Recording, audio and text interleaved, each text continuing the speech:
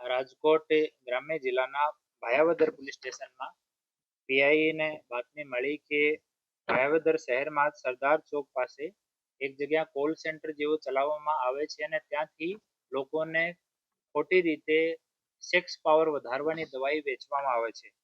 આ બાતમી મળતા પીઆઈ અને એની ટીમ ત્યાં જઈને રેડ કરી અને ત્યાંથી 9 આરોપીઓને ઝડપી પાડ્યા. આમાંથી દર્શકભાઈ મનસુખભાઈ માકડિયા ભાયાવદરનો રહેવાસી છે. 2-3 વર્ષથી એક મેડિકલમાં કામ કરે છે ને મેડિકલમાં કામ કરવાથી એને થોડો બહુ આ દવાઈનો અને મેડિકલ વિષયનો અનુભવ થઈ ગયો. તો એના પછી આ 8 માણસો બાકીના હાયર કર્યા અને 7,000 રૂપિયા પર મહિનાની સેલરી આપે છે. દરેક જો દવાની વિક્રી થાય એમાંથી એને 50 થી 100 રૂપિયા કમિશન આપે છે. એના સિવાય કિશન કરીને ભાઈ છે જે અમદાવાદમાં કામ કરે છે. આ એક દવા કંપનીમાં કામ કરે છે.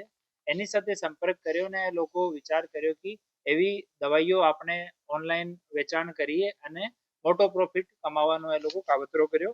પછી એ લોકો ફેસબુક અને બીજા જો સોશિયલ મીડિયા પ્લેટફોર્મ પર એ લોકો એડવર્ટાઇઝમેન્ટ મૂક્યો કે ભાઈ સેક્સ પાવર વધારવાની દવાઓ એટલા રૂપિયામાં મળે છે, અમારી ગારંટી છે તમારી જો સેક્સ્યુઅલ પાવર છે વધી જશે.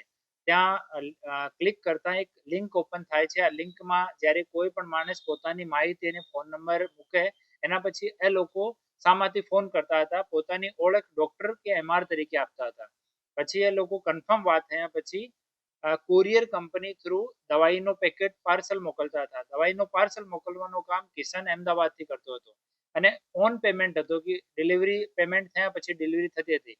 જ્યારે કોઈ માણસ ડિલિવરીના સમયમાં ડિલિવરી લેવાની કે પૈસા આપવાની ના પાડે તો એ લોકો મેસેજ કરતા હતા કે તમારી તમામ વિગતો અમારી પાસે આવી ગઈ છે, તમારી પર્સનલ માહિતી પણ અમારી પાસે છે, તો અમે લોકો તમને બદનામ કરી નાખીશ.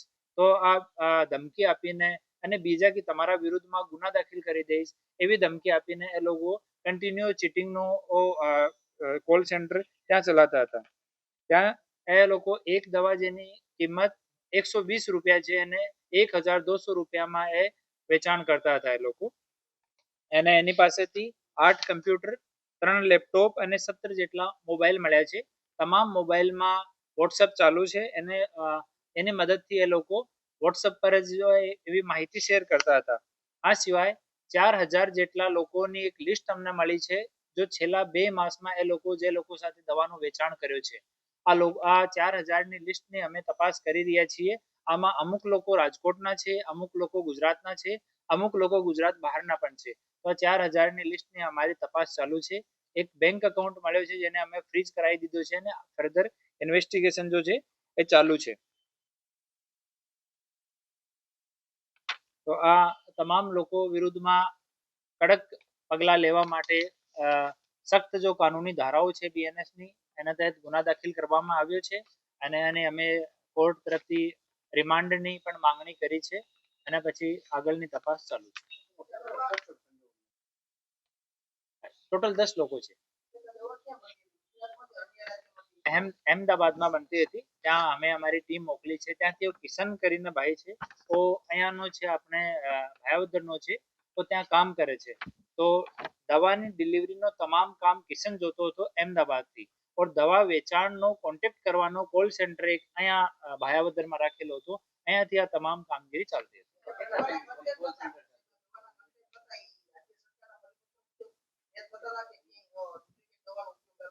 આ દવાઓને આરોગ્ય વિભાગ અને એફએસએલની મદદથી અમે ચેક કરીશું અને પછી જે એમાં કોઈ પ્રકારની વિસંગતતા મળશે તો આ વિષયમાં પણ કાનૂની કાર્યવાહી થશે. આખો બ્લેકમેલિંગનો જ છે. એ લોકો પાસે કોઈ ડિગ્રી નથી, આ લોકો પાસે કોઈ એમઆરની, એએનએમ, જીએનએમ કોઈ પણ ડિગ્રી નથી, કોઈ યોગ્યતા નથી ધરાવતા. તેમ છતાં લોકો પોતાની ઓળખ ડોક્ટર તરીકે કે એમઆર તરીકે આપીને દવાનું વેચાણ કરતા હતા કે ભાઈ સર્ટિફાઈડ કંપનીની અમારી દવાઓ છે અને તમામ વસ્તુ મારી માન્યતા પ્રાપ્ત છે, અમે માન્યતા પ્રાપ્ત ડોક્ટર છીએ. તો ઓનલાઈન જ એ લોકો વેચાણ કરતા હતા. આનો પ્રારંભિક પૂછતાછમાં આરોપી કીધું કે 1 વર્ષથી હું કામ કરતો હતો, પર 1 માસ કર્યો પછી બંધ કરી દીધો, પછી 15 દિવસ કર્યો પછી બંધ કરી દીધો, પણ છેલ્લા 2 માસથી એનું કામ કન્ટિન્યુ ચાલુ છે. તો જો છે ને પહેલો આરોપી દર્શકભાઈ મનસુખભાઈ માકડિયા, वो मेडिकल સ્ટોરમાં કામ કર્યો, પછી वो પોતાનો મિત્ર છે કિશનભાઈ જે અમદાવાદમાં કામ કરે છે એની સાથે વાત કરી તો કિશનભાઈ એને આઈડિયા આપ્યો કે આ એક દવા છે એનું આપણે વેચાણ કરી શકીએ। પછી એ લોકો થોડો બહુ શરૂઆતમાં નાનો મોટો વેચાણ કર્યો, કોઈ સાથે ફોન કરીને સંપર્ક કરીને, ફેર અમને લાગ્યો કે એનો સ્કોપ છે માર્કેટમાં, તો પછી પ્રોપર કંટ્રોલ રૂમ જેવો ત્યાં કોલ સેન્ટર જેવો ત્યાં સ્થાપિત કરી દીધો। 120 રૂપિયાની ગોળી હતી જો 1200 રૂપિયામાં ઓછામાં ઓછા લોકો વેચાણ કરતા હતા।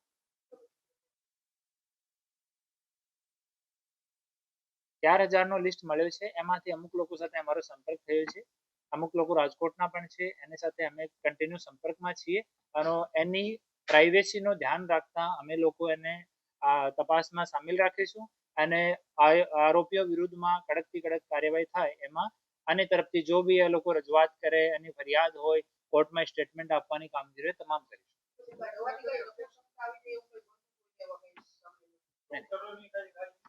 આમાં જસ્ટ ગઈકાલનો પ્રસંગ છે પૂરો, તપાસ ઇનિશિયલ તપાસ થઈ છે, થોડા દિવસમાં અમે આરોગ્ય વિભાગથી FSL થી તમામ માહિતી માંગીશું, એનો એક્સપર્ટ ઓપિનિયન આવ્યા પછી આપ લોકોને ફર્ધર જો ડિટેલ છે એ શેર કરવામાં આવશે। આમાં લોકો હેજિટેટ થાય છે સામે આવવાથી, અમુક લોકો સાથે અમારી ફોન પર વાત થઈ પણ જ્યારે પોલીસના નામથી ફોન કરવામાં આવે ત્યારે લોકો ફર્ધર વાત કરવા કે કોઈ ફેક્ટ્સ રિવીલ કરવા માંગતા નથી, તો અમે પ્રયાસ કરી રહ્યા છીએ લોકોના વિશ્વાસમાં રાખીને એની પ્રાઇવેસીનું ધ્યાન રાખીને। હું આપના તરફથી પણ લોકોને અપીલ કરું છું જે આ એવી છેતરપિંડી કોઈ સાથે થઈ હોય તો આપ સામે आओ, हम आपकी प्राइवेसी का भी पूरा ध्यान रखेंगे, आपका कोई सामाजिक या इस तरह का प्रतिष्ठा आपकी खराब हो ऐसा नहीं होने देंगे और ऐसे गुनाहगारों को सजा मिले इसके लिए हम लोग पूरा प्रयास करें।